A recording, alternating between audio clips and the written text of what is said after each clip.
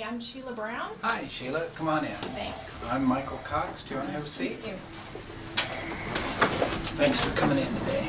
How Yeah. can I help? Well, I came to talk about my water bill. Okay, I have been given some information about that. Municipal staff members learned a long time ago that while city employees serve and help the public, they also serve and help one another as part of a team to get the job done. Minimum was 75, the little handout. Okay. Traditionally, serving the public and helping fellow staff members is called customer service. When you serve the public, it's called external customer service. Okay, you get a $50,000 life insurance policy that's paid for by the city. Did you want to? When you help and serve fellow staff members, it's called internal customer service. And over the years, because they've had to, city employees have become highly skilled at what works best to successfully serve their customers, both external and internal. What have we Paid for learned? by the city. Hi, Mrs. Collins. This is Detective Clancy from Wampoka Police Department. Probably the greatest insight into being successful with people has been the learning that you are most effective as a city employee when you treat people with respect. What this means, of course, is that you treat everyone, citizens and staff members alike, with the very same decency you treat your friends. That's right. In San Francisco. Just as with your friends, to be successful, you have to be open and pleasant, so people will feel inclined to be open and pleasant with you. And you have to be truthful and sincere, so people will continue to trust you and your department. It's already gone through our discretionary permits. This strategy is not only morally correct, it's been proven to be the most effective way to maintain successful daily operations of the city. Know how much it might cost. Of course, it isn't always easy to do, is it? Your own feelings about how people speak, their weight, the way they dress, or any other difference can diminish them in your eyes. And unless you're careful, you could start acting like you don't think they're all that important. The sheer number of people that you might have to deal with can cause you to start seeing them as numbers, or as a category of person who's in a certain group, and not see them as individuals. As you might imagine, this can happen. Hi, how are you today? Good, how are you?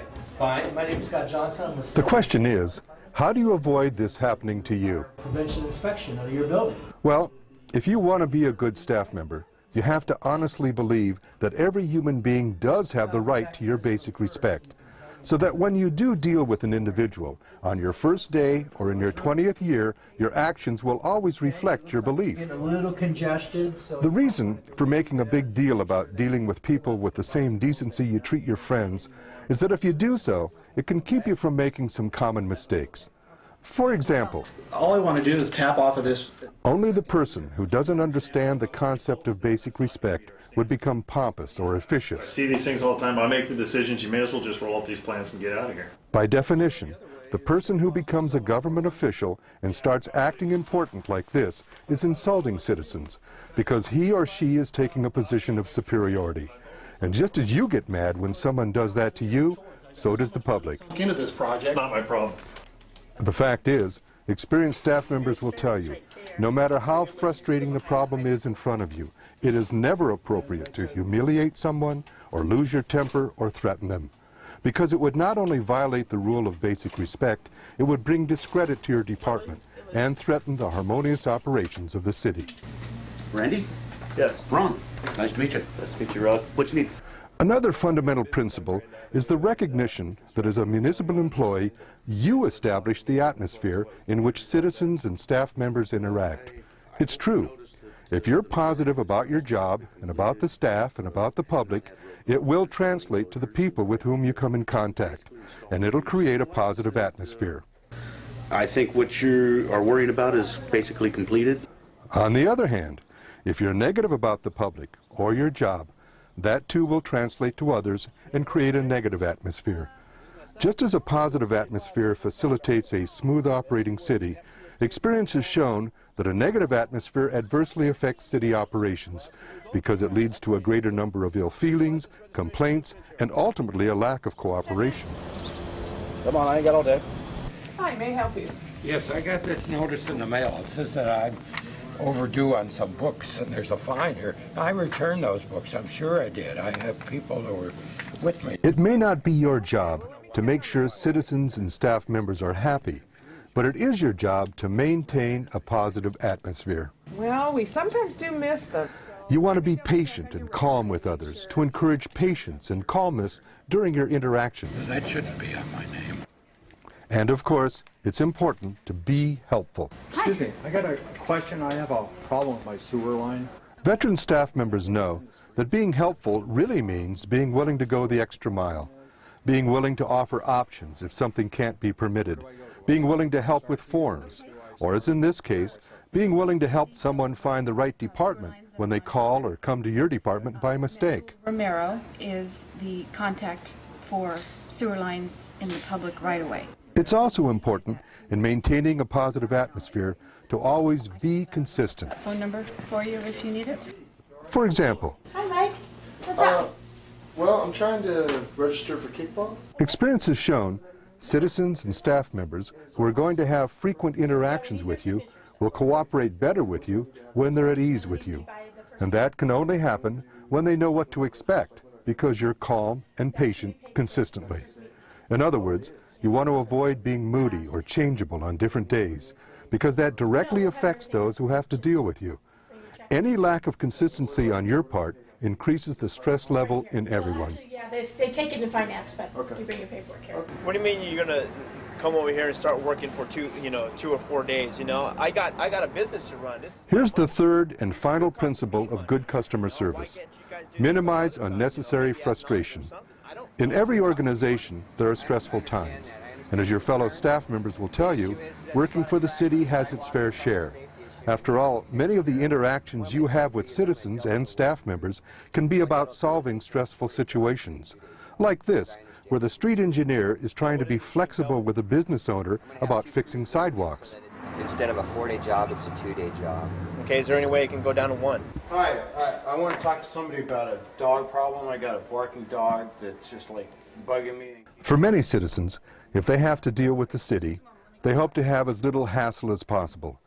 And all city employees certainly want as few problems as possible. Yeah, I've got this dog in my neighborhood, and Since you're one of the potential stresses in the city environment, how you act has a definite influence on the frustration level. In every interaction, your objective should be to not allow any possible frustration to increase unnecessarily, knowing that it can cause more irritation, more exasperation, and ultimately lead to complaints. Barking again. Did you call the police again at that time?